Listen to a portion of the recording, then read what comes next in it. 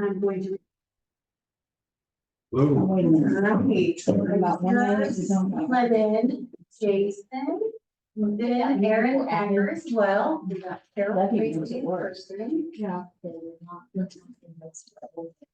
Oh, this is the old one. But they haven't been put in yet. They haven't been put in. But they will be. That they will. Yes. Carol. And then. Hello. Hey, Cheryl. Everybody having a good day? Yes, how about you? Awesome. Good. Yeah. And we got my, Levin, Joe. Sorry, it's a block. Yes. Okay. We got, I know, down 3, we'll take care of it. Yeah. I didn't put this in, he didn't. Okay. And we're too short. We're about 1 minute till. We'll do a couple quick housekeeping things. Those of you who are joining us virtually, remember that the meeting is being recorded. It is a matter of public record, so be mindful of what comes across your camera and your microphone. If you are not contributing to the discussion, remain muted until you are ready to contribute, to cut down on background noise, feedback, that kind of thing. If at any time you have a hard time hearing us here in the office, just speak up. I will try and keep an eye on the chat box as well, but I would prefer if you speak or turn on your camera so that I can make sure to get to you in a timely fashion. We have quite a few of us here in person at the CEFS main office. It is June 13th, 2024. We're just hitting 4:30 p.m. And this is the LWIA 23 Planning and Oversight Committee meeting. So I would ask Chair Conrad to start the meeting whenever you are ready. Good evening, good afternoon. Let's go ahead and do the roll call, please. Casey Burkholder. Kevin Butcher. President. Mike Connor. Here. Aaron Hacker. Here. Joy Fitz for Julie Overmark. Chris Stoll. Here. Kim Taylor. Here. Carol Tracy. Here. Jeff Boyd. Here. Okay, we have forum. Does anybody have any questions from the March 14th and May 2nd minutes? Yes, I have a correction on May 2nd. Okay. On the actual vote, it should say that I abstained because I did have that conflict of interest disclosure. And I did abstain, so that needs to be put on the actual motion. Okay. Deb, can you get that corrected? Sure can. You? I'm letting in Casey Burkholder on Zoom right now. Any other questions or comments that needed to be brought to our attention? Pending the adjustment on May 2nd minutes to show that Yes, yes. What is it? Hey, Joy. Hi, Joy.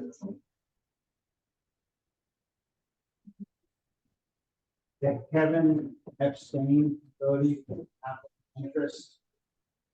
And we did a motion on that. So moved. And it's second, okay, all those in favor? Aye. Aye. The same sign. Thank you. Conflict of interest disclosure. Yes, I will have 3. It's Kevin, I'll have 3 conflicts. I should probably abstain from number 6, program fiscal monitoring report. Abstain from number 10, proposed service provider contract, and abstain from number 11, the proposed budget.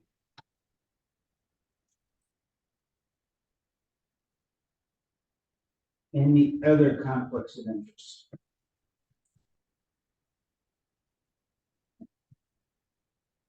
Debbie, I think we're ready for the grant recipient fiscal agent reports. We shall start off with the statement of expenditures, the real one. It shows that we are currently at 77.4% of the budget being spent. And technically for 10 out of 12 months, that would be 83.3%, so we are under budget at this point. And I told them that we will remain under budget for the rest of the school year. So, is there any questions on this particular report?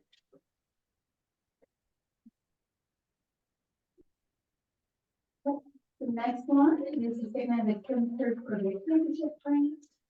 This one is at 62.7%. We did reduce, originally this grant was at 89,000, but we knew that we weren't going to spend it all, so the state had everybody evaluate what they thought that they were going to be spending.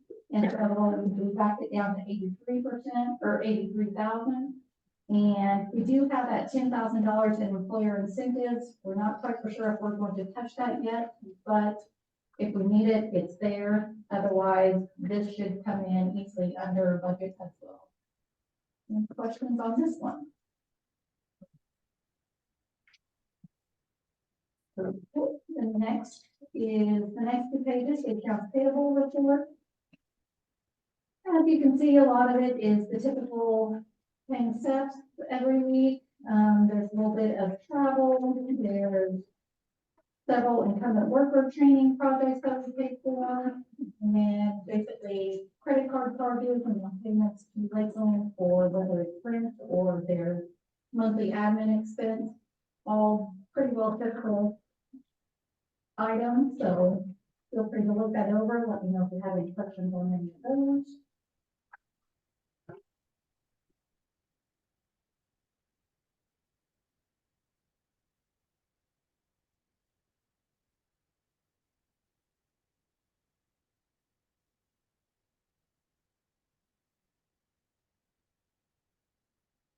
Questions? If not, we will move on to the key metrics report. This is as of April. It's currently showing obligations for several of the categories that's not meeting, but I have no doubts that as of June, we will be meeting for those. By the time we have the June obligations in there.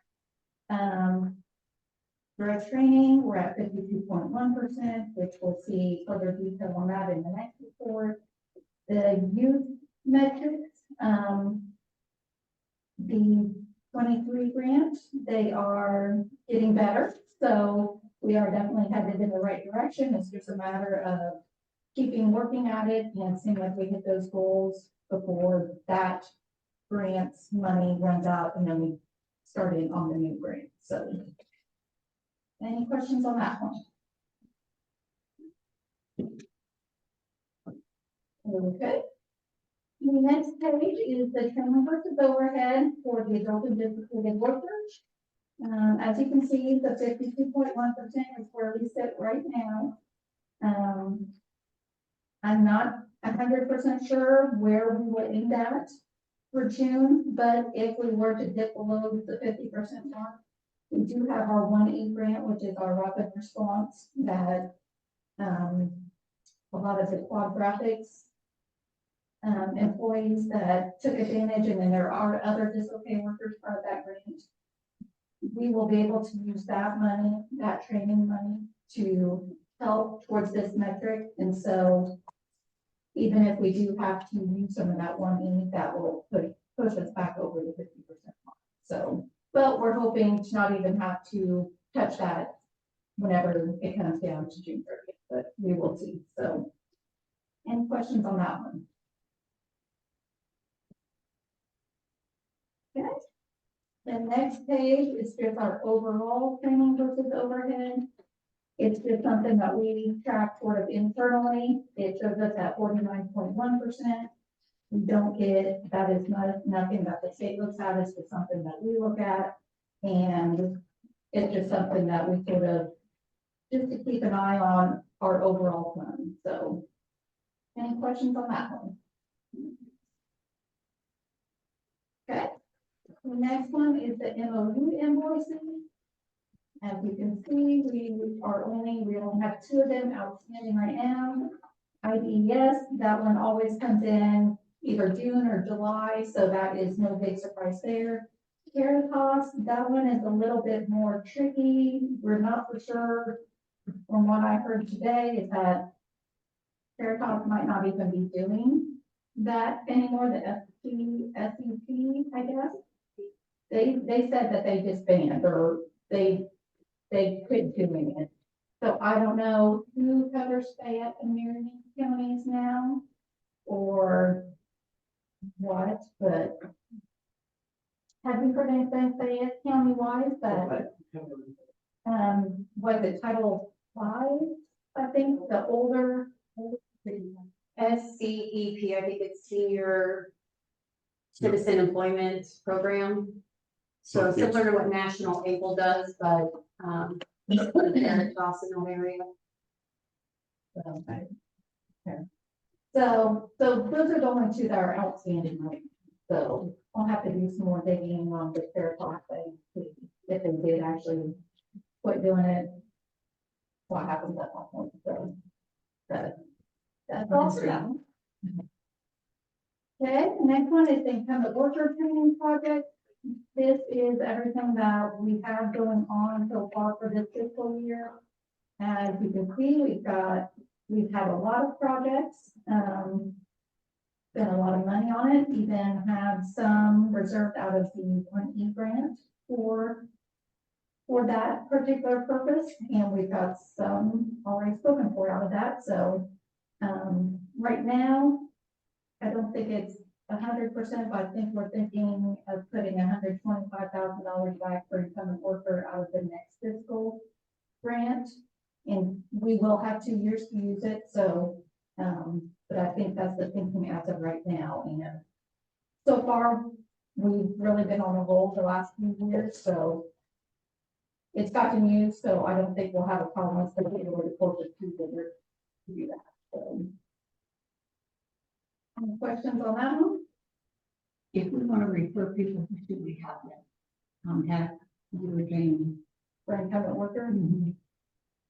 Our business service specialist, Devin. Pardon? Devin, our business service Okay, like specialist. it said Kevin. I said, Kevin who? Okay, Devin. I gotta stop myself because when there's Kevin and Debbie here and then Devin in the middle, I'm like, And they all look alike. so similar. Okay, that's all for that one. The next thing on the list, the GCO annual monitoring results. The monitoring happened in May. We just had our exit interview last week, and the results, there were no fiscal findings. And then they did have an observation about the 50% on the youth funds. And we did point out that there's a certain calculation on there that they needed to correct the total funds available. I don't know if Tamika ever got back with you or not, but, and then there were only 2 program monitoring results. I think that they said basically it was basically record keeping, nothing too major, but they had,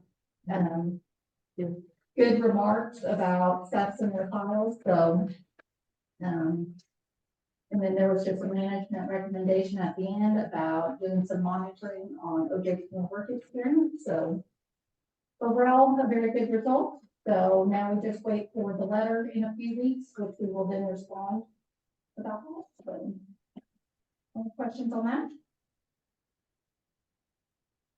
Okay. And the last part of the fiscal agent report, the new funding. I sent out a PY 24 budget or PY 24 funding, I think it's what it's called. And it had a yellow line across for 23. And that basically just shows our formula funding for this year. This current year, we had 2.5 million. It went up 6.7% to 2.692 thousand. So a nice healthy increase. You're always glad whenever it doesn't increase. So and then as far as other new funding, we have applied for the apprenticeship grant, the second round of it. We have not heard back yet on what the state is going to approve for it, which is, as you see later on, whenever we talk about the budget. what that, sort of entails. And then we did hear that the state is doing the supplemental grant again for next year, but the webinar isn't until next week, so we don't have any details at this point in time. So that's all for the new funding. Any questions on anything that I covered?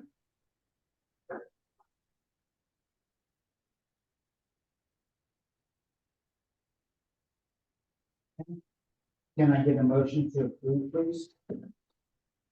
And can I get a second, please? Second, That's good. And I need a roll call.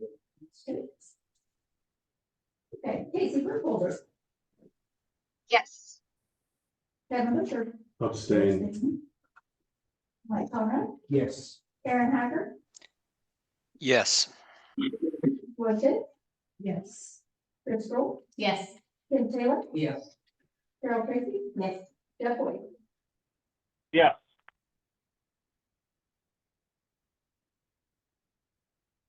Ellie, can we get the LWIA 20 performance report, please? Sure. So, you have that in your packet. And, this report updates over the weekends. So we have gone up a couple of percentages since this was printed out.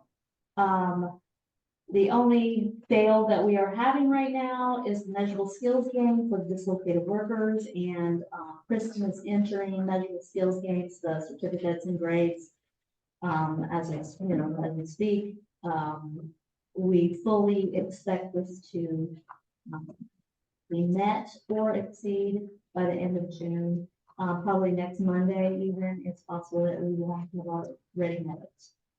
So we feel pretty good about that right now. I also had planned on, talking about the monitoring. I just wanted to let everybody know that the monitors were very happy and asked actually if they could come back next year for us because they enjoyed our files so much. And I wanted to say that that's Elaine and Kristen that keep our files so immaculate. I also just wanted to report on our youth recruitment plan that it is going well, that we have significantly increased our numbers. We've added 25 youth. And we just, we haven't reached those percentage numbers that we need to yet, but we're getting closer and closer all the time, and our career planners are working diligently to meet those requirements. We also have some dislocated workers from metrics works coming in. They were supposed to be laid off with June 30th, but it was extended to July 30th. Where's that? Here in Effingham. Metrics works. It's in the building of Versatech, Okay. in the same building. It's not Versatech, but it's actually in that building. What do they do? Okay. So anyway, we've put a lot of dislocated workers on since September when we got the emergency money. And then lastly, I want to report that for PY 24, we are hoping to increase the transportation amount through the whole entire programs from 25 cents to 50 cents. So that's hopeful for July 1st. Any questions?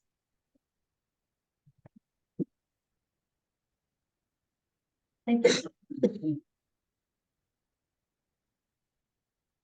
Debbie, program fiscal management report, please. Okay.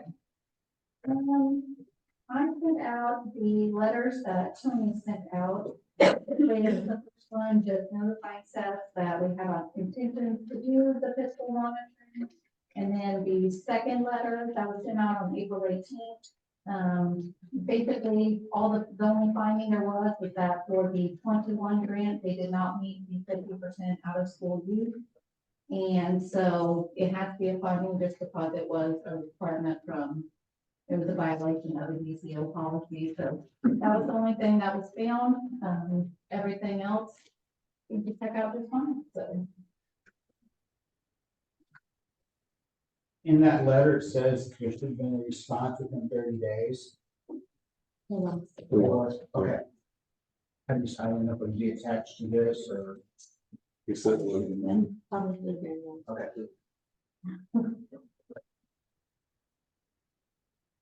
We got that response, yeah, right? I'm sure that we do. Yeah. That's the impact. We'll get back to the office. Can you get a motion on that, please? I motion to approve it. Can I need a second, please? Second. Training program certification. Jamie? All right, so the training programs for LWIA 23 do have to be monitored and approved every year. They're recertified every 2 years. So at this time, they're all currently certified and good to go until next year, but we have to approve them annually and check them and ensure that they're still meeting the needs of our customers. So I don't think it was included in the packet that was sent out, but it is here now. We do have a list of the approved programs for plan year 24. It looks a little bit different than previous year's list because I didn't know exactly what report was pulled to get the list the way they looked. And this is the one that I came out with. It does include not only our schools, training providers like Eastern, Illinois Community Colleges, Illinois Eastern Community Colleges, and Lakeland College, but also training programs that are located in different areas of the state with at least one location in LWIA 23. That's the biggest difference I see from this report this year and what was presented last year. So as you look through this list, they are all still part of the eligible training provider list and the demand occupation. Demand occupation list. So if you have any questions or concerns with the list as presented. I don't think KC has the truck driving anymore. It's all done through 160 Academy. Yeah, it's down at KC, and there's one in there, but they don't have a program. We don't know, so that needs to be taken off KC. Okay. I have a question. Yes. Hello? I can hear you, Jeff. On the last agenda item, we never took the vote. We only had a motion and a second. Oh, you're absolutely correct. Thank you. Can we go back? Can we go back now? Okay, let's go back to the program fiscal monitoring report. We got a motion to approve and we had a second. All those in favor say aye. Aye. Aye. Aye. Those opposed, same sign. Abstain. Thank you. Now we can go back to the training program certifications. I apologize for that. My question on the training program certifications in the past, if somebody came to SEPS and wanted to be trained in something that was not Yes. part of the program already, we had a way that we would approve that. Is that still ongoing? It is. Okay. So if it is a program that will result in an occupation that's on the demand occupation training list, then we can go through the process of having a ad hoc committee, which in 2022 was assigned as Tony and Chris Stroll to review the program and then get it on into IWDS for our local list and then would be approved at the following regular planning and oversight committee. I just want to make sure that was still in place, that we would be able to do that. Yes, and we have a request for surgical technology at Lakeland to be added. We're working on that right now. There's since that's a brand new course, that one's our program that won't start until fall. I got some questions on that one that we're working through at the moment.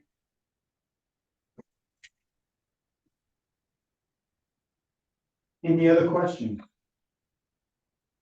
Can I get a motion to approve the training programs certifications from Jamie? Okay, and I need a second, please. Second. Great. All those in favor say aye. Aye. Aye. Aye. Those opposed, same sign. Thank you. The training programs that pass test yet have to be approved by LWIA 24 because they're in Clinton County. College is in Clinton County, so Okay, they own those programs. So if somebody wants like a surgical program down there, we have to contact them. Jamie would have to call them for them to approve. LWA 24. We do Lakeland, Alney, Wabash. All bunch of them. EIU. 24 has to approve once it's, yes, because of the colleges in their area. Actual physical location is not another LWA. Mhm. The address is Centralia, but it's actually including county. Would that include like even our CRIS program, because that is. So like the well. Yes, because they're all run through AC. Okay. Yeah, the site is the Chris Center, but they're actually run through, but it really doesn't matter whether they go through us or 24. If we got somebody we're gonna put in them, and we feel like it's a good program, there, but 24 is gonna improve them also. Yeah. Yeah, there's- Good to know. Thank you. The one-stop certification, Jane? The one-stop certification evaluation team was comprised of myself, Daryl Billiou, Mike Conrad, Devin Kroger, and Joy Corinne. We visited the one-stop center on Monday. First, we did a desk review of the application that the one-stop operator submitted, looking at all of the backing of evidence and documentation. And then we completed a walkthrough of the one-stop to assess for accessibility, customer flow, and did interviews with partners both on-site and off-site as well. Then we reconvened and as an evaluation team went through the application and determined that the one-stop in Effingham met all of the criteria for local certification. So the result is that the team recommends certification. All criteria and indicators have been met. There are just a few very minor recommendations for improvement that did not affect the ability to be recertified. And there was the notable practice that the one-stop center in Effingham boasts an experienced staff with low employee turnover. The premier level of experience and expertise lends to exemplary customer service and high standards of service continuity. The interviewed staff on site and off site presented as highly collaborative across agencies and foster a work environment of cooperation. This is informational for this meeting here with Planning and Oversight. It will go to the consortium committee as an official recommendation for recertification, will be approved at the board meeting and then submitted to DCO before June 30th as the official one-stop center in LWIA 23. Any questions about the one-stop recertification?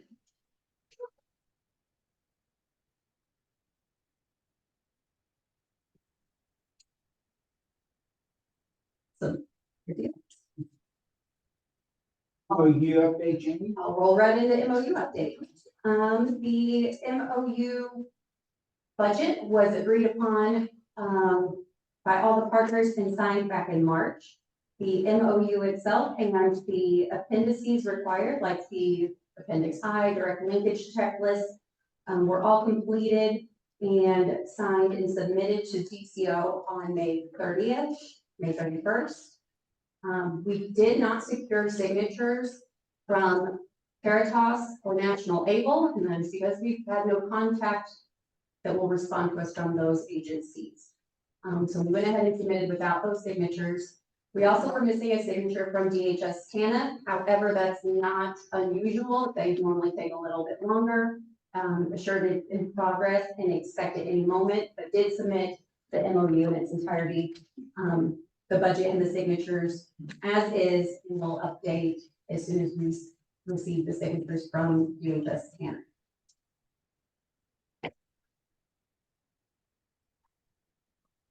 And then we can roll into proposed service provider contract if there's no additional questions. Awesome. So last week I sent out proposed service provider contract with updated content in there with a red line version for everyone to review it and to provide input. Today we did receive input from CCFS. That just came recently, so I don't know that everyone's had to review that thoroughly. I have not, but I want to open up the chance for discussion now. Considering how recently that we just got this information. I don't suspect that we will take an action here and now to approve anything, but we should at the very least discuss the contract concerns, questions, proposed changes, etc.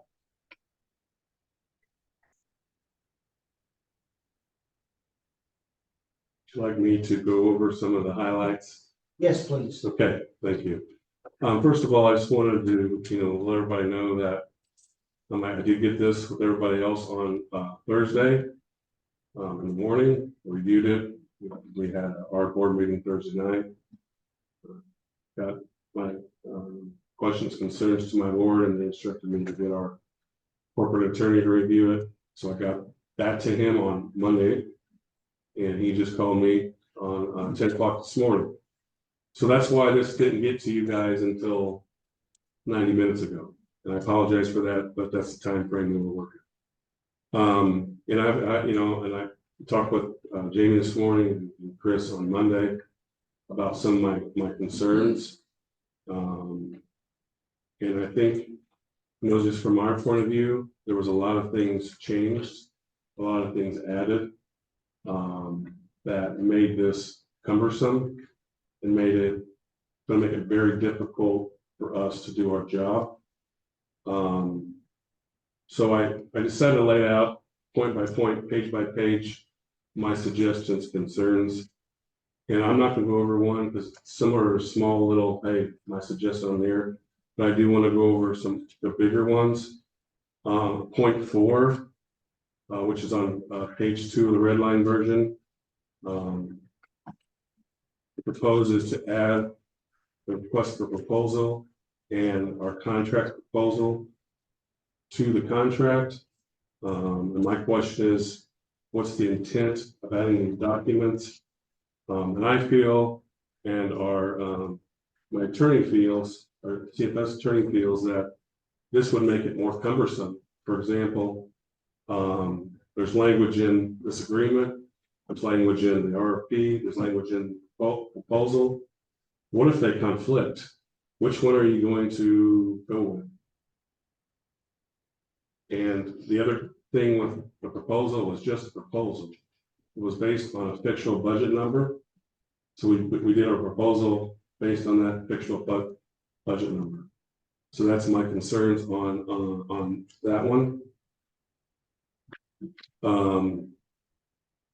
Page 6, or number 6, page 5, says the contractor shall ensure that a minimum of 50% of the program funding are allocated to direct training activities. And one thing I kind of want to go over when they go over the budget, but I can go over now. When Lakeland gets their budget, they get administration dollars, correct? And then there's program dollars.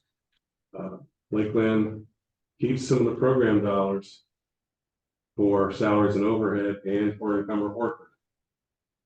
So when we look at the 50%, it's not just based on the dollars that CFS gets, it's based on the dollars that CFS and Lakeland get. So I'm proposing changing it to, we will meet 50% of the dollars that are allocated to us. Because I can't control if Lakeland College spends their money, doesn't spend their money. I can't control that. I only can control what CFS does. Along with that, youth is not required to meet 50%, so that needs to be stated because that's not a requirement we have to, that funding requires. One of the biggest concerns I have is on point 7 on page 5 under 1.4. It's been redlined to eliminate LWIA 23 from the decision to terminate or suspend the contract and leaves it up just to Lakeland College. From my understanding, that would have to be a board decision too, could be wrong. You are correct, Kevin. And also throughout the contract, it's very cumbersome and it's not clear on who's responsible for what. Because they talk about compliance, suspension, sanction, termination with cause, termination for convenience. And it's throughout the whole document. It's everywhere. It all needs to be put in one section and make clear who's responsible for who. And that's going to take time. That's just going to take time to go through that. Now, that's just my opinion. But it's very unclear to us who is doing what. So I suggest that. And I do agree with that. For consistency, I tried to go through there and change everything to LLC, because in the recitals, it does refer that LLC is entering into this agreement for the board. But I can see that it's a valid point that it is unclear, and I think we could change the language to go back through it like LLC/LWIA. But termination or cause would be the board when it comes to the service provider. You're correct. You would deal with an CEOs. Yes. Ultimate responsibility is the LWIP, but all major decisions that the LWIP makes need to be approved by the CEOs. Correct. And there's also the CEO agreement with the fiscal agent, because there's some pieces in there that I think address part of that also. Which is why instead of writing out LWIA 23, LLC, LWIB, and CEOs, for consistency and simplicity, I was trying to move back to LLC through the body of the document and lay out the relationships in the recitals portion. So input is welcome. Clarification is definitely needed, but the best way to do that, I defer to experts, and I'm not a contract expert. Going on to number 0.9, under marketing, quick nutshell, the way it reads. And I know they talked to Jamie, the intent wasn't this way, but the way it reads, if we want to go to, it's it's number 9 on my page 6 under marketing. Yeah. There's a couple statements in there that talks about any outreach activities to local employers.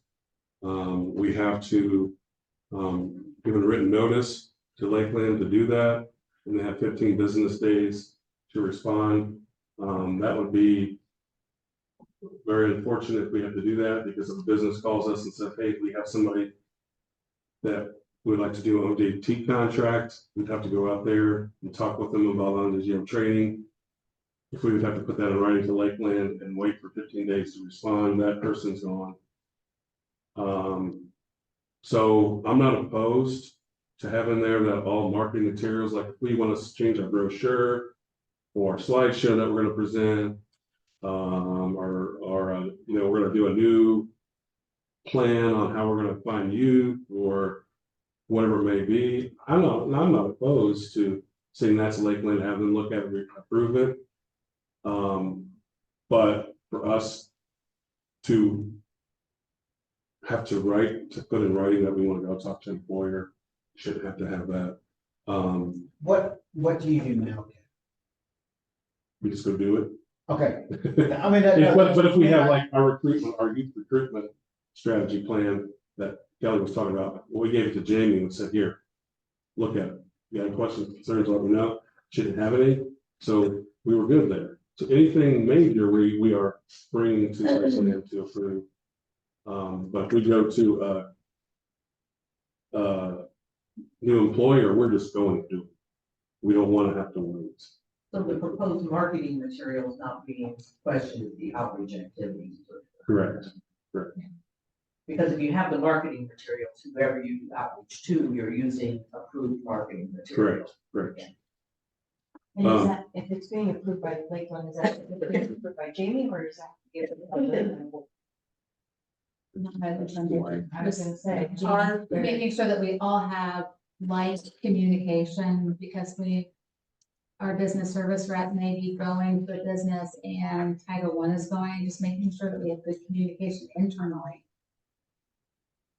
Lakeland does not have any, they'll, in an advisement role, they'll help me with marketing materials, but their NPR department, as great as they are, they will not do the marketing materials or design for me. So this is not a Lakeland, general Lakeland decision, it is a LWIA staff at Lakeland decision. Is what- On item 10, 11, 12, and 13, all relate to page 7. This is on culture competency, bias, diversity, equity matrix. There's a lot of language in here that, as written, seems to us that's going to take a lot of extra work. And we have to hire another staff to do this. As written, so we have a lot of questions on what's needed. And then we have, this is going to be part of the contract. I'm going to have to know exactly what outcomes, exactly what is expected. And just be upfront that I would have to hire staff to do this because I can't even tell you how to do it. I don't even know what happened with me. Let's go be honest with you. So, I don't know where it's coming from. I mean, Jamie might be able to put some, I assure you, Beside that, your team is so- already doing it and they may not realize it because equity is WIA. WIA is equity. We all know what equality is. We're treating everybody the same. Equity is making sure that each individual has exactly what they need to reach their goals. So instead of giving every single customer a pair of steel-toed boots and saying, there you go, you're good. And the guy in the IT program is like, no, I need Microsoft Excel. I don't need steel-toed boots. We're meeting his needs by making sure he gets the Microsoft Excel license, right? So this is just taking that one step further. Now we're looking at everyone's getting what they need on an individual case-by-case basis. Who's not getting any services? Who are we not serving and why aren't we serving? So we're already taking demographic and barrier information when we do an intake assessment. That is loaded into IWDS and we can run target population reports. We do this annually in my office because that goes into our annual report. This will be something that will probably happen more frequently as the performance measures move to the statistical adjustment model. But I assure you, it's what we're already doing. We've done like talking about outreach to youth who are out of school, getting information on adults who don't have a high school diploma, getting their mailing addresses and talking about doing outreach activities to target that audience. It's strategic, targeted marketing and outreach. That does come from the CEO grant agreement, items D, 3, and 4. It comes from our regional plan where we talk about strategic targeted outreach in several areas, and it does come from WIA e-policy, chapter 1, section 13 as well. The equity is embedded in everything that we do. It absolutely is. We are the OGs of equity, in fact. That's why it sounds like it's something new, because it's just what we've always been doing and haven't put a real name to it. But I assure you, it's not additional work. It may be additional critical thinking or just looking from a different perspective. But we're already doing it, and because it's so important at the state level, the national level, and honestly, to me personally, I think it's worth having in the contract that there are commitments to equity and that there are standard expectations of prioritizing equity intentionally, not just as, yes, it is interwoven in what we do, but it is intentional. So I do understand some of that language is very vague. We could get super specific, but then that's going to make it a 50-page document. Well, I guess. I'm open to changing the wording. Yeah, I guess I'm. Can you tell me Need more what that clarification. e-policy is, the number? Chapter 1, section 13. Thank you. I do think it's reasonable for Kevin to want some boundaries because he's committing that he's going to do these things. And so I think that if he is, if the organization is going to commit to doing something, that I think it's fair for them to know what they're doing. And again, like you said, there are resources and, time and funds that are going to have to go into making sure he does it right and systems in place.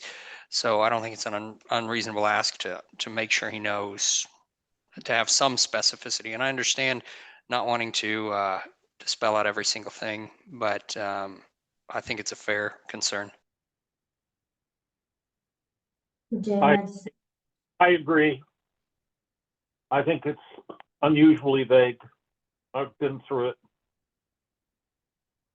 I just had a question on, when you say that we're going to target certain populations. So when we are serving everybody that comes in that is eligible, how do we go and target certain populations? Just like we're talking about with youth work experience, you and I sat down, we got the data from college app to look at, okay, we know there's so many people in this area who are between the ages of 16 and 24 who don't have a job, they're low income, and looking to what activities can we do to make sure that they're receiving the message. So if we look at the data and we see that we only have 2 people with disabilities that we're serving in this fiscal year or this month or what have you. Okay, where can we strategically do outreach to ensure that those people who are likely to have disabilities are getting the message? Or is it the fact that they don't need our services because they're getting better services that are complementary somewhere else? It's taking that time to really assess who are we serving, how well is it working for them, and who are we not serving and why?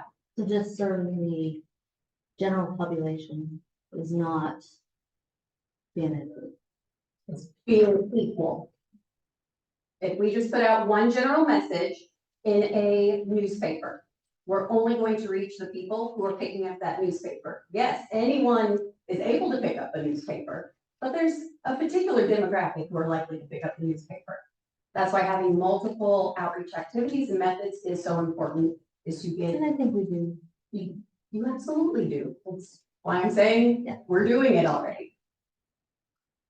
I think this, some of this piece came to light in that session that we sat in together, probably at the LWIA summit, about when they talked about the statistical adjustment model, when they started showing that it's a weighted points for people because they may have one of the criteria or they may have 3. And if they have 3 of the criteria, they may be weighted more than one person. And I think when they started talking about it, it was like a light bulb went on over my head about just even the collection of data and how that can impact funding for future years. I feel like the 3 of us sat in that same session, and there was a lot of good information, but it was a little overwhelming too.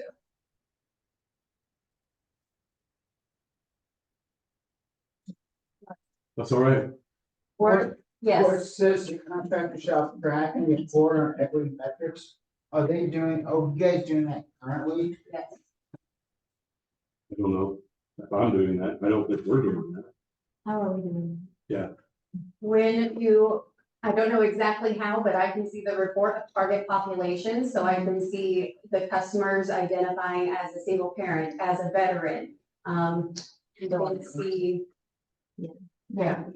So we mark everything. And the If they come barriers in, to we go employment. through everything in the We're not application. providing a monthly report.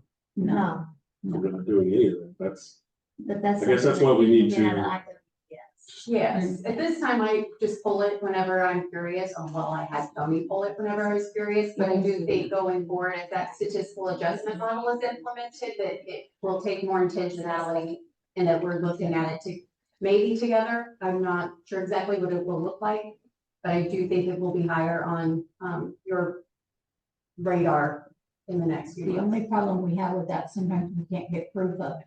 If we mark it, we have to have proof of it. If we put it in IWDS. Things like I this, feel like that was discussed with the WIA summit in that session. That's like valid though. disability, that's fine, we don't have any trouble with that.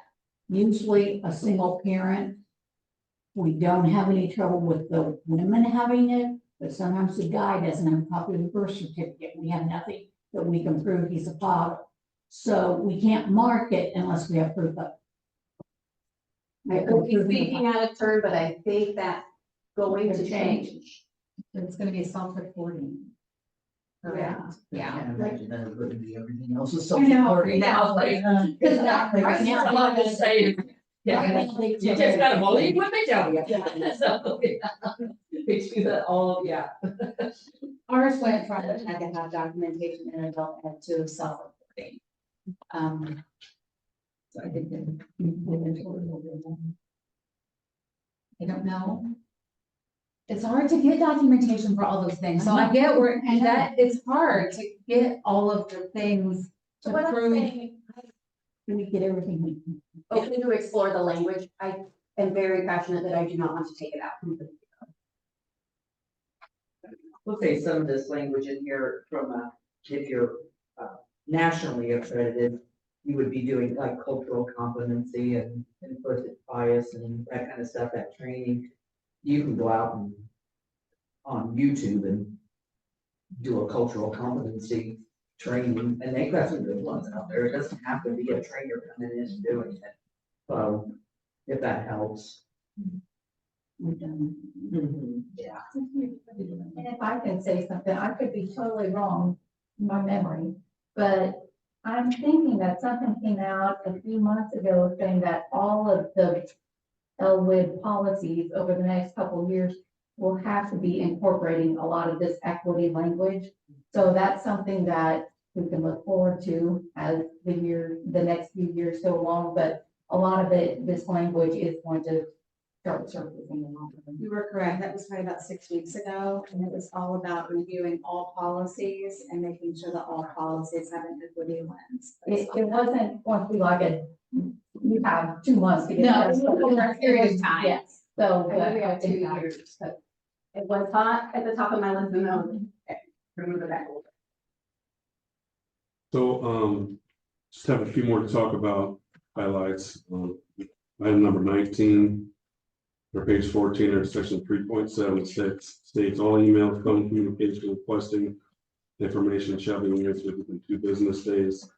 I'm just asking this to be removed because I can guarantee you I'm going to miss emails.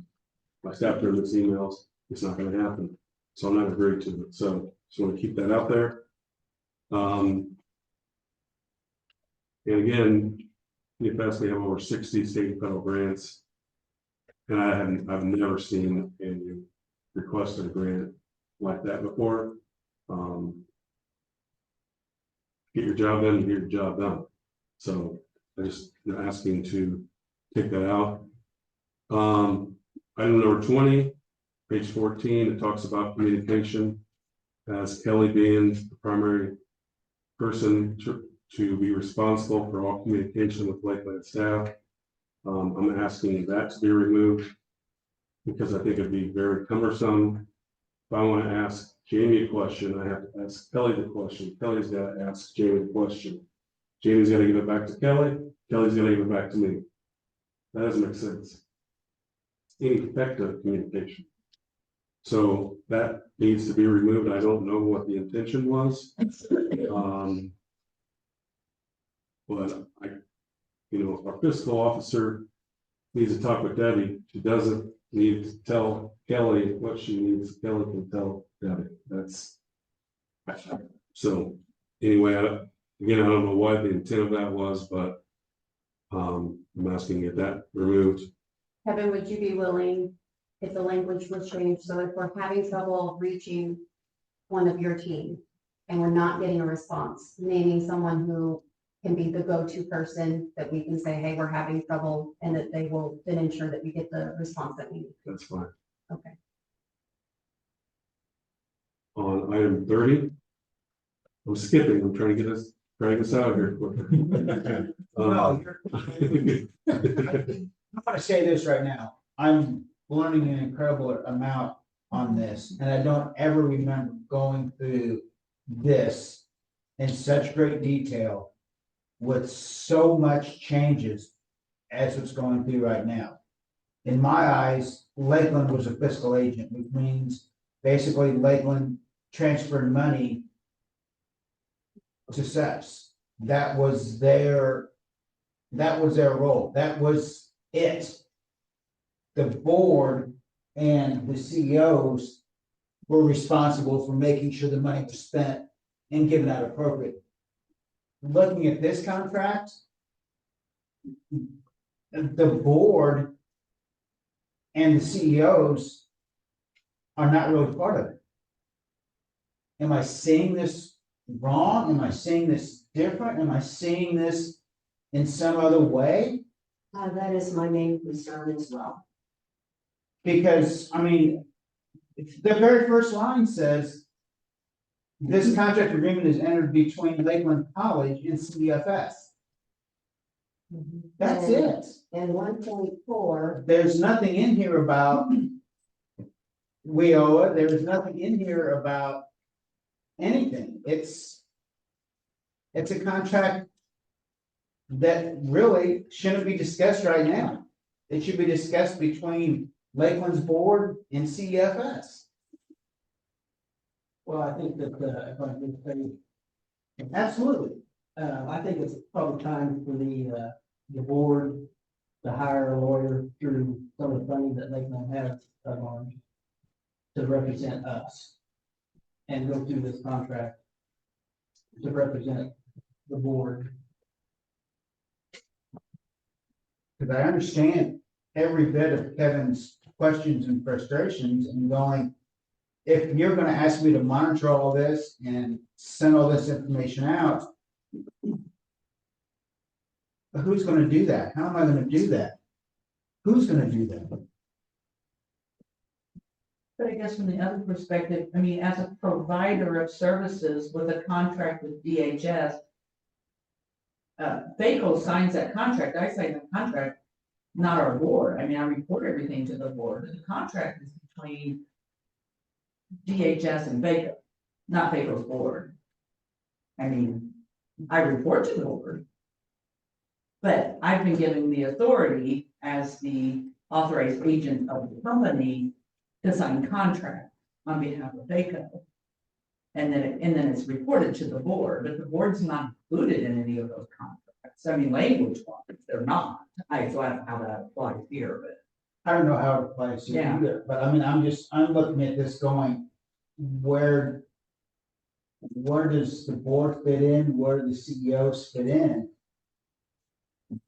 That's referenced in the recitals. For instance, that second recital, that is, while it's not cited in it there, but it is in reference to the CEO LWIA agreement, items A3 and A5.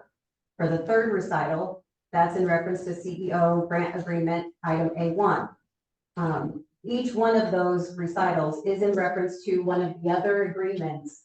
And this was my attempt was to get all of these multiple agreements that kind of cross-reference each other and get them reflected at least into this one document. So they still exist as their own agreements, but they are reflected in this document as well. So that, like I told Nancy earlier, if a apocalypse happens that only seems to affect us for some reason, and there's a new director, a new board, new CEO consortium comes on, they have an idea of why and what. And it's not so much of this going back and forth and looking at that I wanted it to be very clear that it is in alignment with each of the agreements and with WIA policy and regulations. I think, yes, it could be more clear, but again, that's me not being a great contract writer by any means. Lakeland's job as fiscal agent is to, yes, money is exchanged, manage the funds, but not to make any decisions for the board. They're making sure the operations go, but they are not a decision-making entity. However, they are not ultimately, they do have fiscal liability as well. If there's disallowed costs that CEFS doesn't pay for, can't pay for, doesn't make sense to them, it falls onto Lakeland College before it falls onto the CEOs. Ultimately, CEOs have fiscal liability. and if Lakeland doesn't pay it, then it falls on the CEOs. Right. So this is So they have an out. well, and they don't want to have an out either. They want to be good stewards of the grant funds, and they don't want to have that ever fall back on the CEO. So this is the attempt of making the expectations and standards in writing up front and try to have reference to all of the multiple agreements that ultimately, I think in Venn diagrams, we have the board, we have CEOs, we have the fiscal agent, and then we have the board staff where we kind of sit in the middle at times. And this was my attempt at meeting in the middle and having all of it represented or referenced to at least in one document. So yes, it is confusing. And I understand where you're coming from with that. It seems like Lakeland's trying to do things or have more control, but this is more just trying to be more clear about things. So I would like to try to make it better, of course. As I think, we perhaps need to have a definition, and, well, we do, and we have expectations of our fiscal agent. Because a fiscal agent, technically, the purpose of the fiscal agent is to handle our grants and to disperse them as appropriate. However, what I have been seeing over the past 3 years, and this is what I intended to discuss in the CEO meeting, was that from the beginning, I have felt that we have been slowly being absorbed into Lakeland's department, as a department almost of Lakeland. And even though it's said that Lakeland will not make decisions, if you look at the contract on page 5, 1.4, the proposed contract, it very clearly says right there, under termination for cause, they have marked out LWIA and LWIA 23 and said Lakeland reserves the right to terminate or suspend this contract. We have allowed Lakeland to enter into contracts, but we also, Lakeland needs to understand that the ruling, the responsibility of the CEOs is, yes, Lakeland has the right to enter into contracts, but the contracts have to be approved by the board and by the CEOs. And this is what I am not seeing here.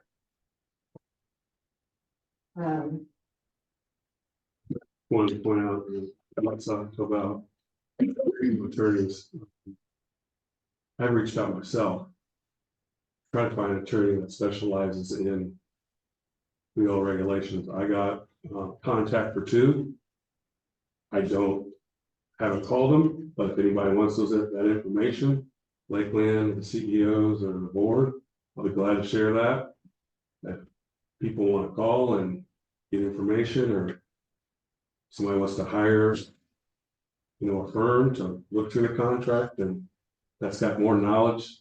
We had our corporate attorney, but he doesn't know WIA regulations. He knows contracts, but he doesn't know WIA. So if that's what the board or CEOs or Lakeland wants, I'll share those contacts that I have. For what it's worth, I did have DCO review my edits as well to see if there was anything that stood out as not allowable or indirect conflict with WIA regulations or standards. Nothing in there. Overall, mostly nothing did. However, I did make a mistake where I put LWIA instead of CEO in a couple of areas that should have said CEO for clarity. I was trying to be simple where I should prioritize consistency and clarity. But other than those 2 spots where it says LWIA instead of CEOs, the content of the document is in alignment with WIA, and that did come from DCO after a informal review. I didn't take it to them as like, this is our document, but as, hey, I did this. It sounds like it may be a burden. Where's the unnecessary burden? What did I put in there that was not right? There was not anything to their observation.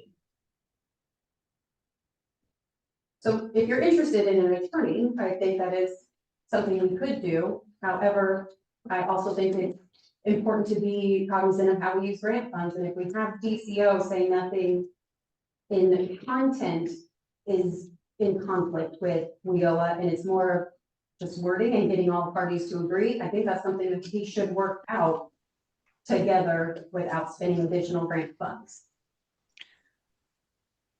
That is my question is what's your plan moving forward? It doesn't sound like the contract's acceptable to CEFS in its current form. And so how do we reconcile the differences? And what's this plan to affect as far as the deadline? Those are very excellent questions. Being that I've never been through this before, I don't know if there's a standard procedure. I would like to think that we would work together in some fashion to go through it. However, I realize time is of the essence. And we have to be extremely concerned with the continuity of services.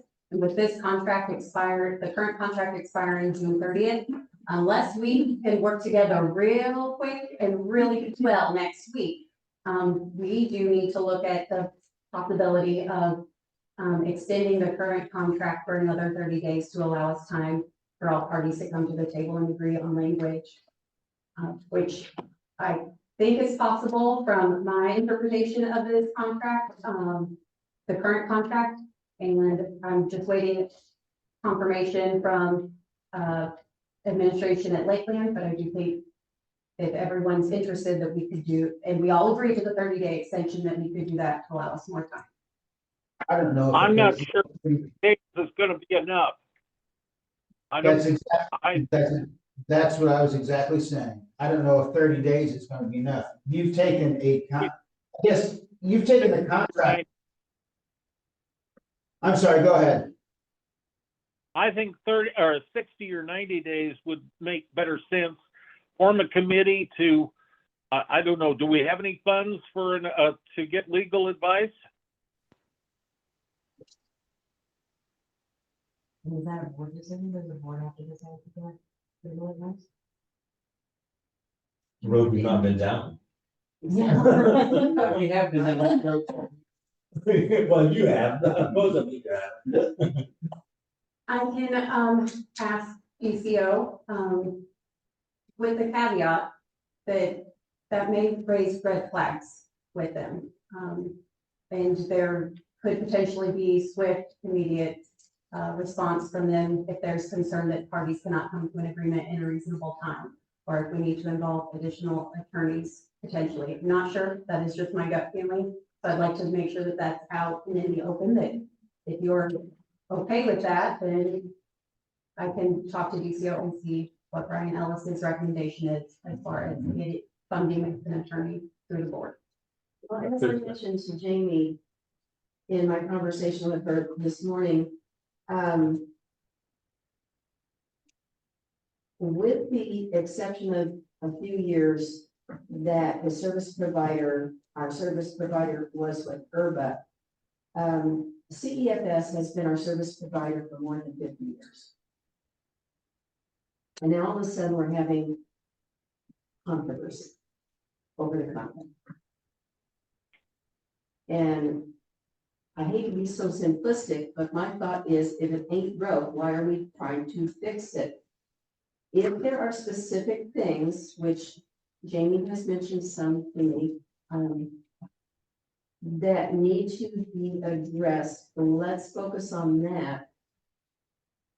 And I don't even know that it needs to be in the contract. Some of it, Jamie agreed that she thinks it does need to be in the contract where, you know, so we didn't meet on that necessarily on some of it. But I think that perhaps, as was mentioned, maybe a group needs to sit down and see where are the issues, how can the issues be resolved, and do they need to be in the contract?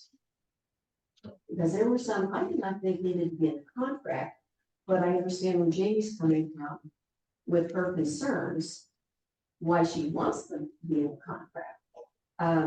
So I think this is something where we're spending a lot of time, the board will spend a lot of time, the CEOs will spend a lot of time today. Yes, no, on Monday, whenever it is. And where I think part of the problem perhaps was that we did not enter into this contract with a committee made up of board members, CEO, SEFs, you, because it's not ever had to happen before. And I think it's probably because the contract has simply been more or less renewed. Tweaked maybe a little bit here and there and renewed. This is a major overhaul. And we were not expecting that. I do have- Can I make a, can we ask for a 60-day extension and then look to amend the contract for key issues that we can agree on mutually, go from there? Is there some reason that you can't just renew the contract as it's written now and then work on it for the next year to revise the contract? I mean, is there something wrong with the, like you said, if it's not broke, is there something actually broken that needs to absolutely be fixed to sign it by July 1? Anything else can be met in a That's committee, fine. resolved over the year, but I don't know what absolutely I thought has. there were things that that Jamie wanted to have in there. And maybe sooner than later. I don't know whether everybody wants to wait a year. I don't know. Is there certain things that absolutely have to be? I mean, I would think like the cultural competency linguistic, I mean, I don't, like you said, that's something they've talked about, doesn't have to be done right now. Is it coming down the pipe? Yes, it is. Is it something we want to work on as a committee and be proactive with it? Yes, but it doesn't have to be done for this board meeting. And I think, as one of them mentioned, it's a lot of changes. And how we went through the other paperwork, maybe we take a section. And we work, or whoever the committee would be, whether it's elected or a new form of committee, go in it by section. If you're making all these drastic changes. I think this is a really good start. I mean, what we have there and everything that Kevin's group, your team did, I think it's a really good start for okay, let's get a committee together and take it from here, and I think it's solvable. But it's usually. I don't think there's anything that's not solved. Oh, I agree. I think This is that normally we would have more time. Yeah. And the time frame is, so I agree. And one thing that I want to bring up, I got 2 extra points I want to go over is, we want to do this. I'm not saying that I'm not going to sign. I understand. I'm saying I'm not going to sign this one. Because it's prohibitive for us to get our job done. At CFS, all I want to do is serve people. I want to take that single mother with 2 kids that's on food stamps, Medicaid, get in the food pantry, it's on LWIA, got her kids in Head Start. I want to get her trained as a nurse until she's making $50 an hour, and she's not on food stamps, and she's not on public aid, and she's paying taxes, she's buying a house, she's buying groceries. I want to take that adult that doesn't have a job, got a low income, put them in truck driving. Making $75,000 a year. Paying taxes, buying a house, getting gas. That's what I want to do. I don't want to do any other crap. I want to be honest.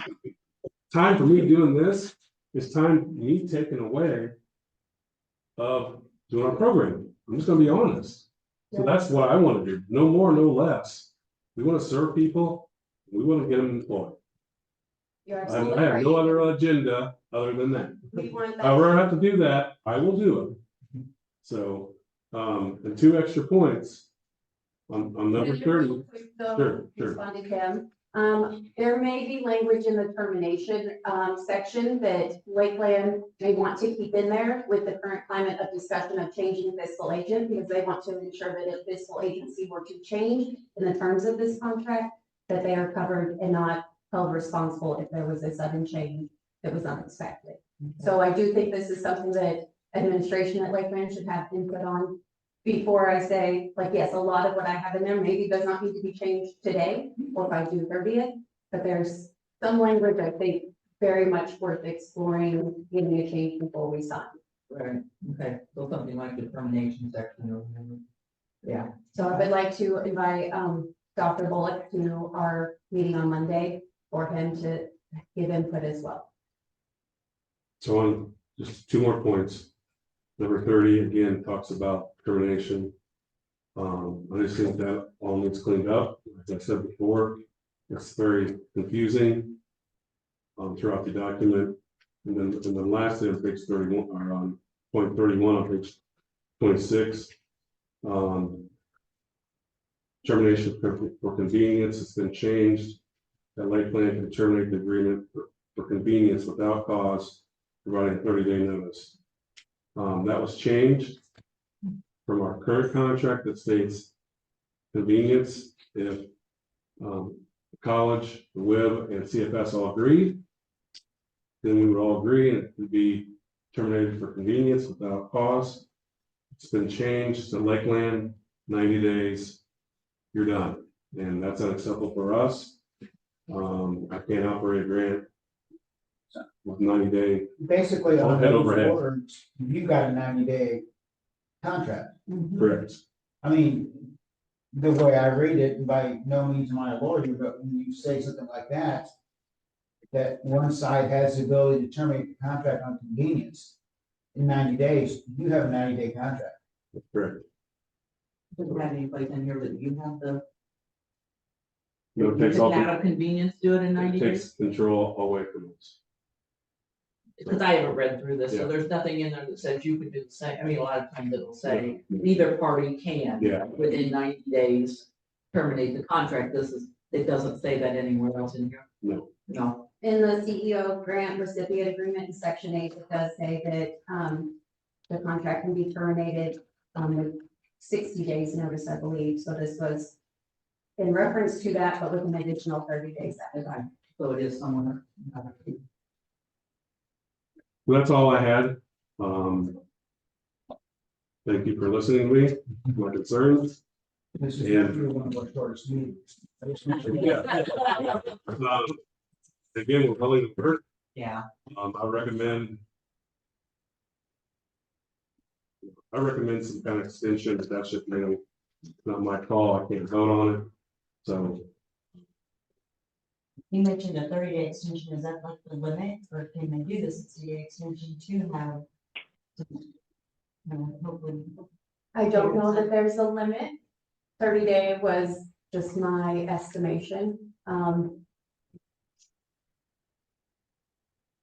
I will check to see if 60 days is doable. I don't know why it wouldn't be, but I also can't confirm that it would be either.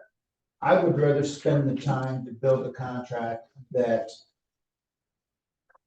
the CEOs are gonna be happy walking out the door with, the board's gonna be happy walking out the door with, and CEFS is gonna be happy walking out the door. And, whatever time it takes to do that is time well spent.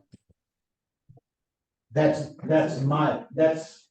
my opinion. So are there those 2, 3, whatever items in the proposed that are just, okay, we do have to address these, whether we address anything else or not, we do have to address these, that we can say that can be agreed upon between the parties.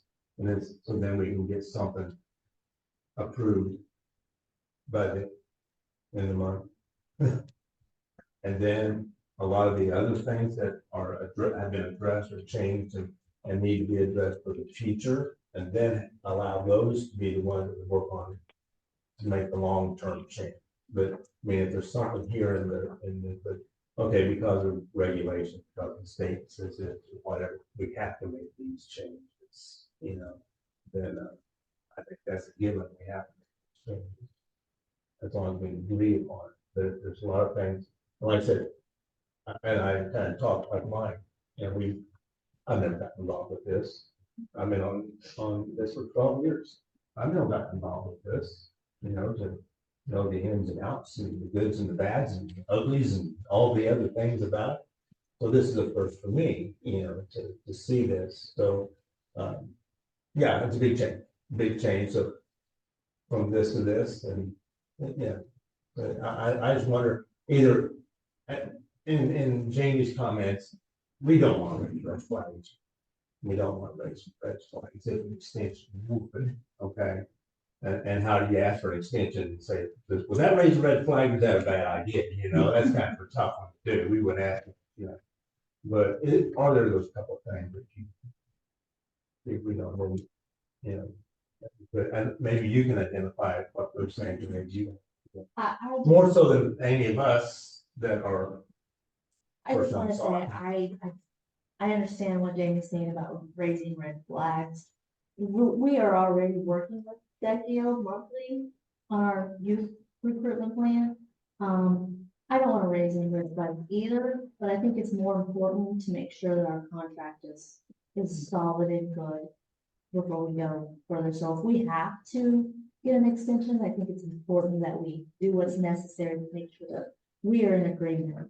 I don't think the extension itself would necessarily raise a red flag. I think it would be, if I were to ask them about using funds to pay for our own attorney, that would take it to a different level, I think, as opposed to just, hey, we're still So we working can out ask some for a stuff. 60 to 90 day extension. I don't and, even you know, think that's a TCO question. I think that's making sure that Lakeland is okay with that. And if there's nothing, I don't see anything in this contract that says that we could not do that. I feel like there's, in the contract as it stands, I feel like there's flexibility that says somewhere all parties are in agreement to something that's not in here, and you want to add it. And I think it would fall under that. So I would just have to confirm if Kevin's good with that and if Lakeland is good with that. Okay. I will ask if there's 60, 90, 30 day. The 30 day was just me. Okay. Mike, can I speak in? Sure can. Just to give you a little history of past. When we had some issues, with the past, DCO came in with a professional that they hired to help write our policies and procedures. Whenever, LWIA, Eastern Community College, took over. So, I mean, the contract that was written with them was done by the state.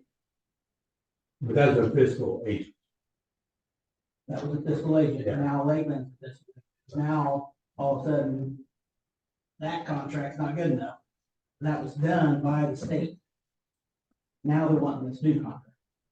And whenever you look at it, just like the termination of cause, it's taken out the LWIA 23, and it's just LLC. Well, that's fine and dandy, because as soon as you guys pass it, and the CEOs pass it, we've lost total control, and Lakeland can do whatever they want, and then they're gonna say, well, you accepted it, you passed it. Do you guys want to be in that situation? I believe there's language in the grant recipient fiscal agent agreement with the CEOs that says nothing can trump what's in that agreement. So that's laid out in there that Lakeland has to do what the CEOs say. That would trump anything with the fiscal agent service provider agreement. And I think the CEO will agree to you their contract. It should be reviewed every year. I just recently realized, and I don't think it has been. So I am open to that. I think that is a good thing to do. And Jamie, you're gonna do some board training on Monday night about just what is the fiscal agent, what does the contract look like, what is the service provider, what, Yes, how all of that looks, correct? governance. Okay. And this discussion is going to help you make sure it will be high level, but I know some things, it sounds like we need a little more backed up and evidence for some, have that. So if we do if you do an extension, is that something that we need to have another special meeting for? To discuss things, or are you guys gonna? How's the old contract end? How does it end? It ends on June 30th. So I guess my question is, you know, and I know this is probably nothing in comparison, but a lot of times there's goes on month to month afterwards, or just go. You have the 1 year extension. Yes, at least in 1 year. Yeah. Okay. Because it's a 3-year contract with a 1-year extension. We extended 1 year last year at this time. So we really should have been going over this a year ago. Yeah. Right. Yeah, we should have started with that. I mean, that was our area of time to work through all this, not the last weeks in June. That horse has left the barn. We need to, we need to, about what we didn't do, we need to worry about what we are going to do. I agree.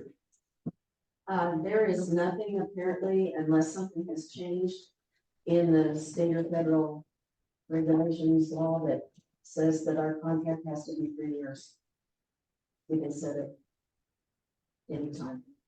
I believe it says maximum 4 years, because that has to go with the, yes, with the procurement. It's changed. There's standards in the WIA policy, there's standards for one-stop operator procurement, and that is maximum of 4 years, and if I remember right, it's like advice for 3 years with the option to extend for the 4th. And that policy says this is the best policy to follow for other procurement activities as well, so it would apply to service provider procurement. So there is a maximum of 4 years. That is something that the monitors were asked about and have confirmed that maximum 4 years for a contract. We can't do one into perpetuity. But it said it's the best away the project, or it has to be no more. Has to be no more than 4. The recommendation is 3 years with the extension, the option to extend for 1.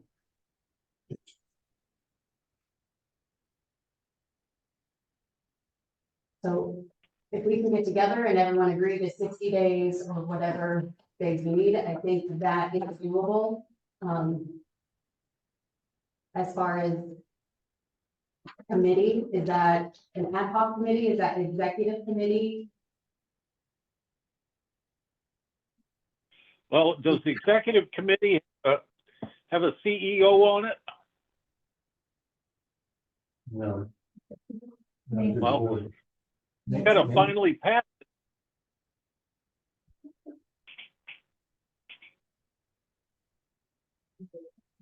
There would just be, myself, I guess, represented, but, unless you want more of the CEOs, because. I thought there was no CEOs on it. Because they represent each of the 13 counties. The CEOs represent each of the 13 counties. Well, I understand that. So that, the CEOs might be the board. I think the board needs to be involved. Or they need to be kept up to date. The board needs to be part. I think he was asking if there was any CEOs. He didn't think there was. Do you have a list that you can read off who's on it? I guess maybe. On the executive committee, Harold as the chair, Kevin Busher as the consortium chair. The ex officio, which was Pat Clay, so that one's open, so Mike Conrad as the planning and oversight chair, Dory Foreman as the youth chair, Nancy Purdy as the CEO chair, and Jason Warfel, who is the vice chair of the board, but he's also the CEO.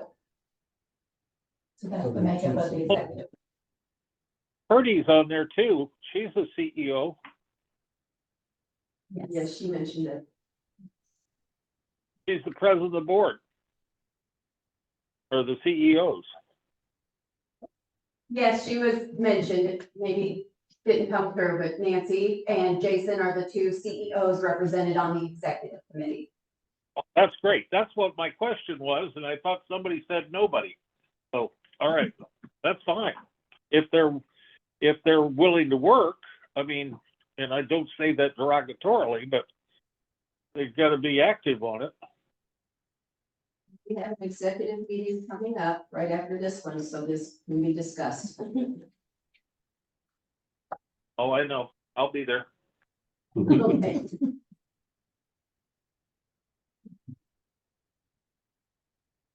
All right, so is there an action that's going to come from that, or do we table the action item? I believe we have to table it.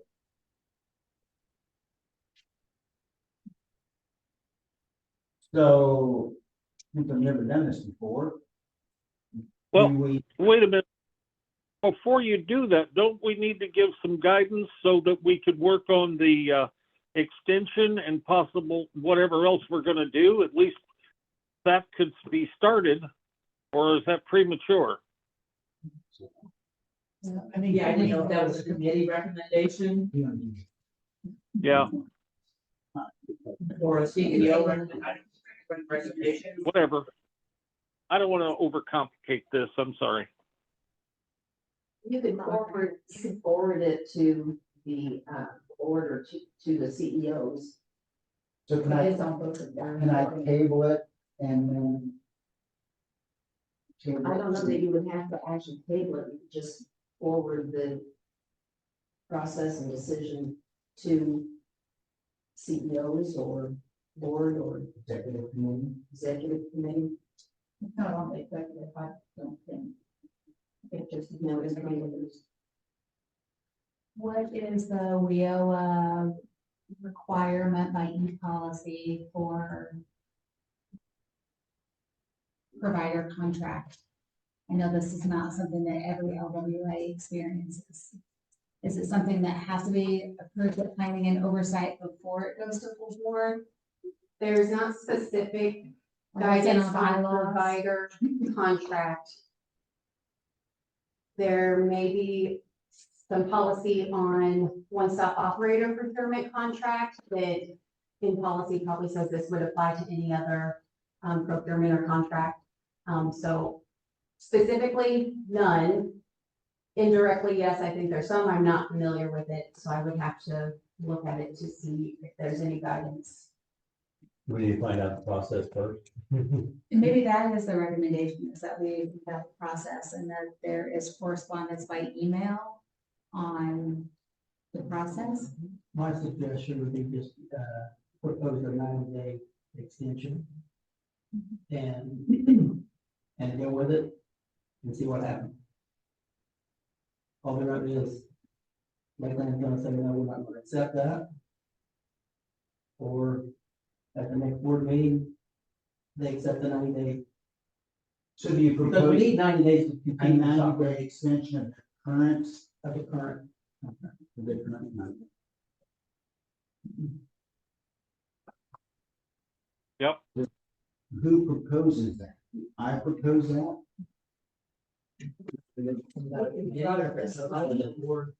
Comes out of committee. Well,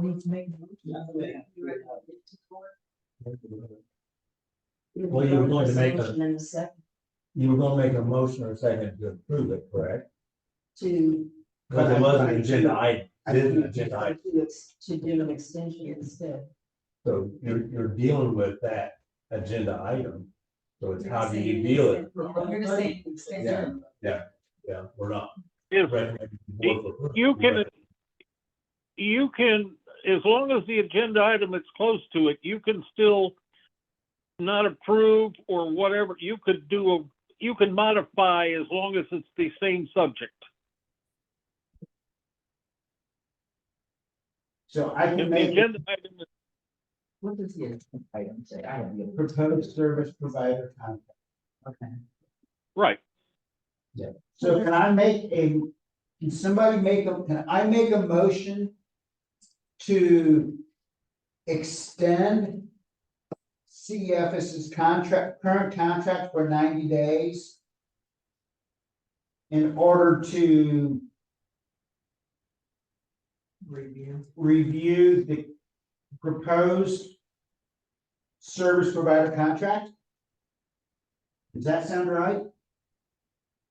You want to spell out the 90 days, it'd be July 1st through August. September 30th. Yeah. But that would be the extension. July, August to September 30th. September 30th. Okay. Well, when's our next meeting after Monday night? We want to make sure that we extended it to the point where we could take action on it, and it's not in the middle. September, it would be, the next board meeting would be September 16th.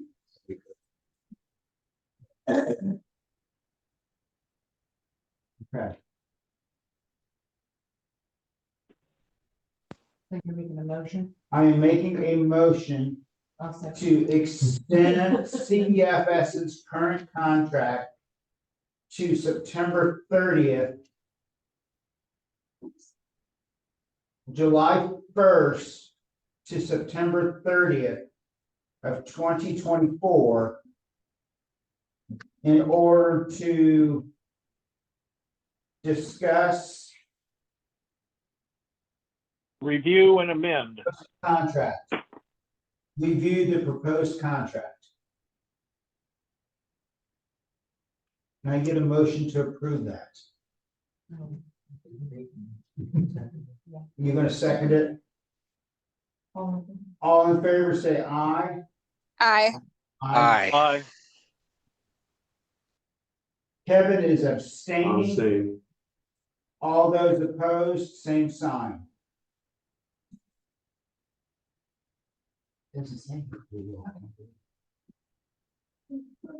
Motion is approved. I do. Well, can we please, so it should be, I can do, can we please? Okay. Because there's money. You're right. Okay. Okay, roll call vote. Katie Burkholder. Yes. Kevin Busher. abstain, Mike Conrad, Yes. Aaron Hacker, Yes. Joy Pitts, Yes. Chris Kroll, Yes. Tim Taylor, Yes. Carol Christie. Yes. Jeff Boyd. Yes.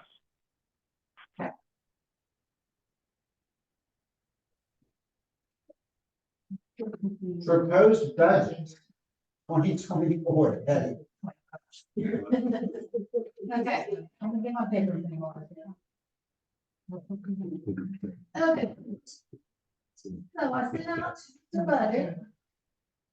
And the first page was the wheel of budget.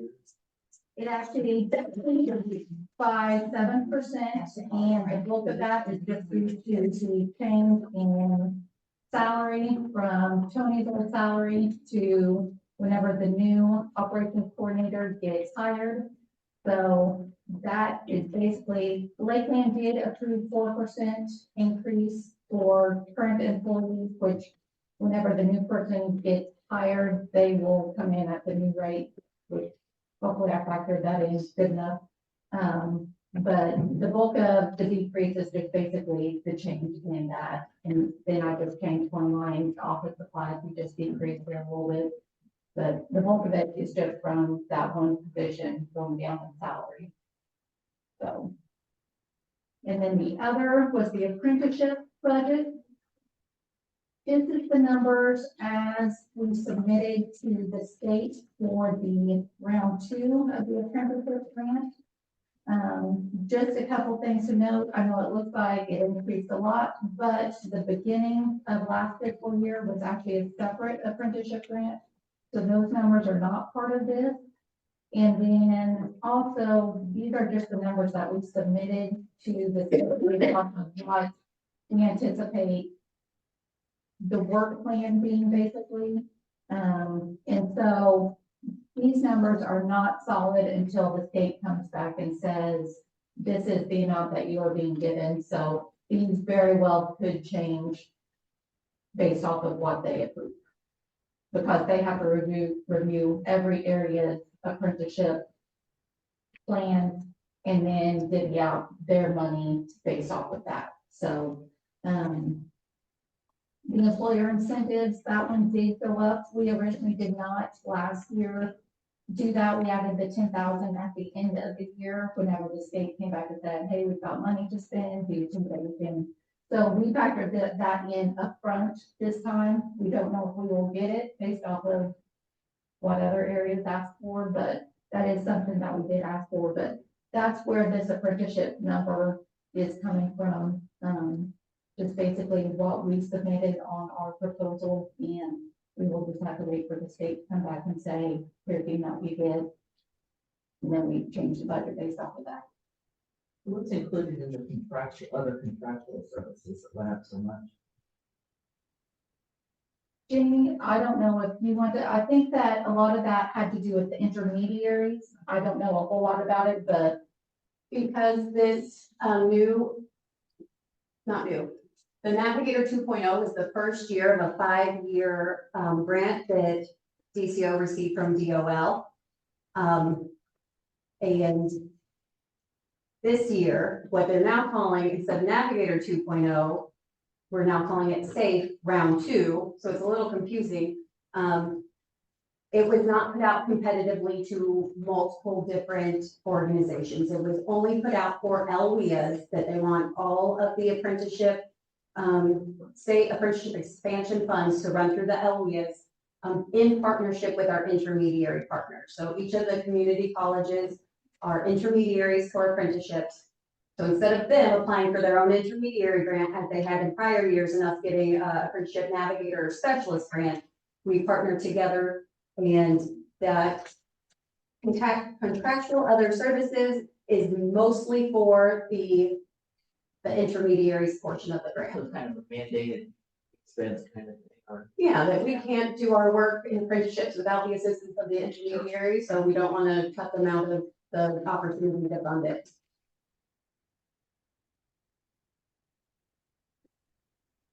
any other questions on the budget? I do have some comments that I'd like to add. One thing that I do want to say, like I explained earlier about the admin dollars, the program dollars, according to the budget they're giving us, 83,396 program dollars will be used for Lakeland costs, and then an extra 150 for incumbent worker. And I just want to make sure everybody's clear that when we're talking about 50%, we're talking about adult dislocated worker. So example on here, it says $36,571 will be used for Lakeland costs from an adult program. That means that CFS has to spend an additional $36,751 on training to make that 50% come up. I'm not saying anything bad, I just want to explain how that works. So that's why it's important. Like right now, we're at 52%, okay? So if Lakeland goes over that amount or under that amount, that could affect when we're on that line. I'm gonna have to lay 2 people off the next 45 days. We're gonna have to, we're at 50% now. I'm gonna have to lay a couple people off just because wages are going up, benefits are going up, gas is going up. I'm gonna have to lay 2 people off. That's just the reality. So I'm just explaining this so you guys are aware of this. So when you're looking at it, you need to look at it as a whole of what the Lakeland is spending, what CFS is spending. Now, are we spending the lion's share? Yes, we are. I'm not going to deny that. But when you're on that fine line of 50%, $36,000 is going to make a difference. So I just want to explain that, how that works. And we don't have control of that dollar. We only have control of the CFS dollar. So. The page that Kevin is referencing, it was sent out with the service contract. That was the initial estimates on what we were looking at. But if I can address that, if we go back to the training versus overhead that I had in my report, where it's got the 52.1%. Yes, the Lakeland overhead where Kevin was talking about the 36,000. If you look on that page, the Lakeland overhead has always, granted, I'm just seeing these 3 years right here, has always been less than the incumbent worker training. So as long as the incumbent worker training, which is handled by Lakeland, it makes up for whatever Lakeland overhead there is. So yes, if you're borderline 50% and the incumbent worker training drops off, then you have a problem. Right. But as of right now, the Lakeland adult and dislocated worker has always been covered by the incumbent worker training and then some. Right, and I understand.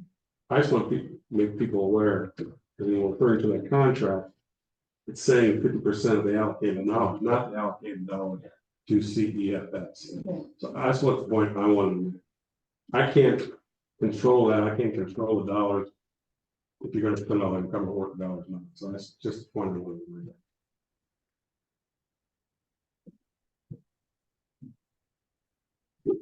And I think, just to add a little bit on that, is that over the last year, I think that we showed how flexible we were, that, because we cut back 200,000 out of this past year. And Seth was like, no, we need it.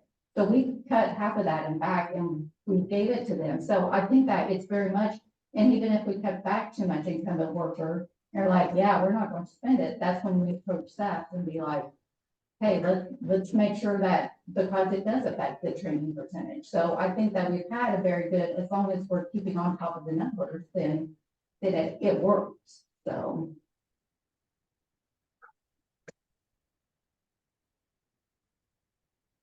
Okay, budget, anything else?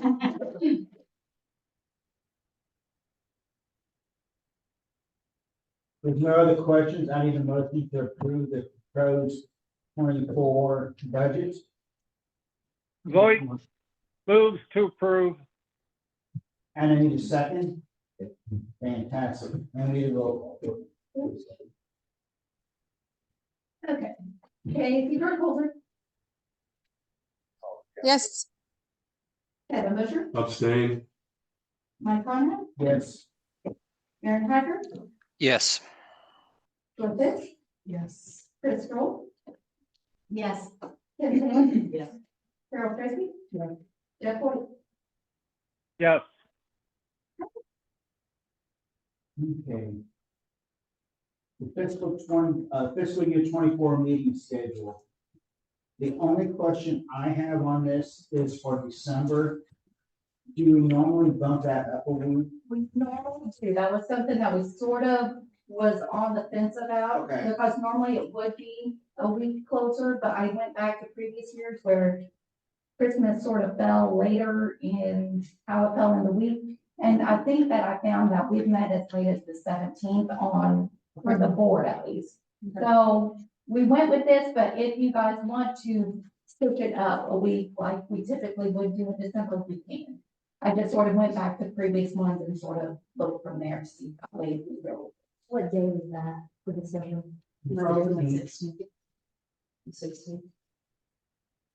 Basically a week before Christmas. A week and a day.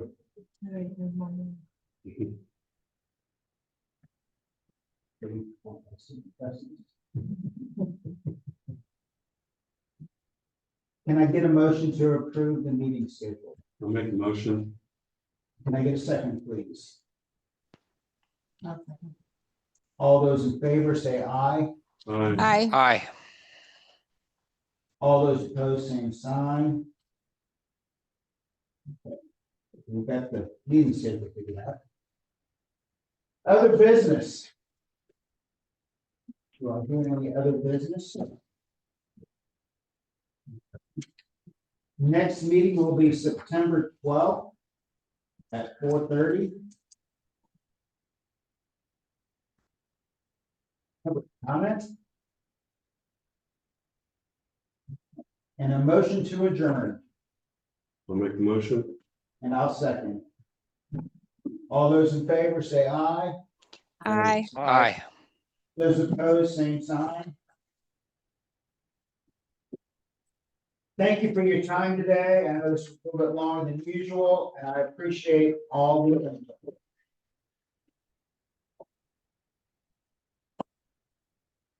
So if you're joining us online, it's the same for the executive committee meeting, and your time.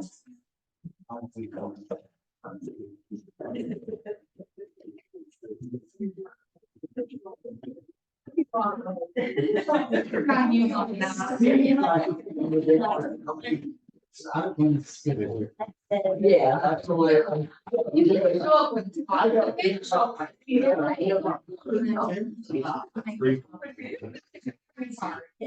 That's all I got to say. My favorite, no well about it. I'm going- Oh, no, that's great. I'll tell you, there's no kidding. But, oh, they're not yeah, I don't think We're gonna try something in the next contract about somebody else's law. If I can't pick it up, then that's fine, but this time I do. I think it's been an I might be recruiting you, Carol. Oh, yeah. So you drink a little sugar on my. I mean, I should.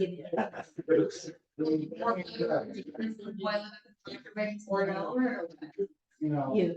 It's all right. Appreciate it. Okay. Those are good. You're the big man. Very good.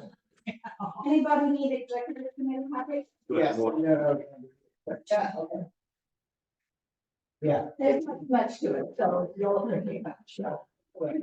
We're gonna try to make it shorter than yours, Mike.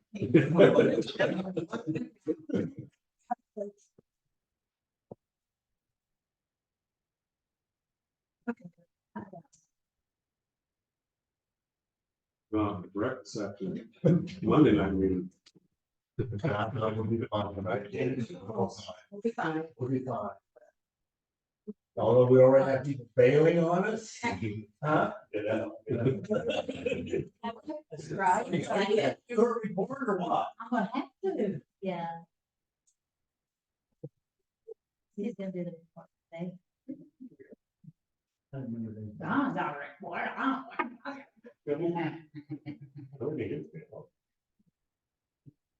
Be fine. You'll be fine. We need more comfortable chairs. Yeah. We're gonna stand up. We'll be here for 2 hours. No, my legs are going to sleep. Look Look at at that. old lady. The last time we started.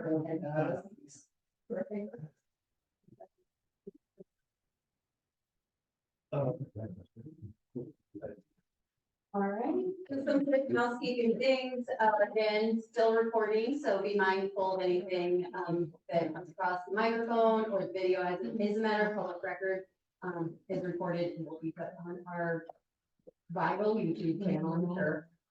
Those of you joining remotely, hi Jason, if you don't mind, please remain muted until you are ready to contribute, and then at that time, unmute yourself. And with that, whenever,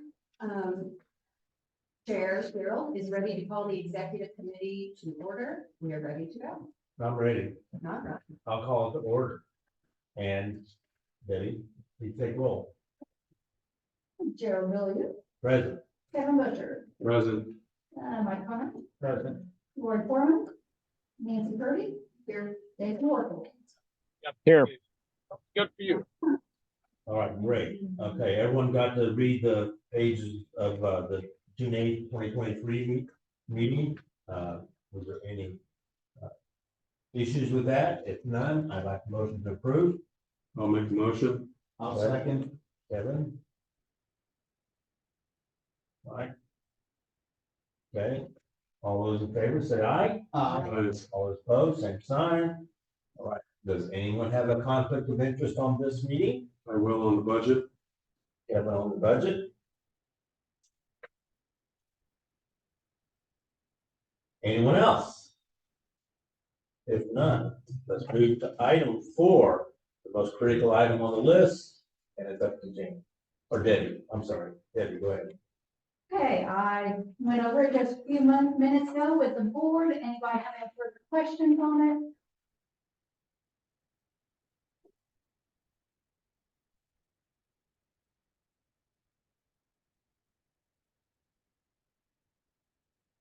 Everyone totally understands the budget, that means Debbie did a great job. So, with that in mind, if there's no questions, do I have a budget, or do I have a motion to approve the proposed budget? So moved.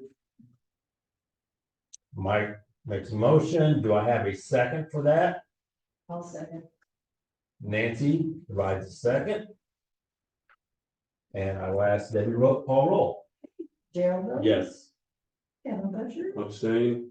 Mike Conrad, Yes. Cory Coleman, no, Nancy Birdie, Yes. Jason Morgan. Yes. All right, thank you all very much. Other business? Everyone's hungry. Public comment? Everyone's really hungry. Closing remarks? And a motion to adjourn, please. Make a motion. Okay, Kevin and Mike. Let's go. Kevin and Mike. Kevin, Mike, shows. All right, all those in favor say aye. Aye. All those opposed? Aye. Thank you for all you can join us online as well. Appreciate it. See you all Monday. Because we're gonna. Thank you. See you Monday. So.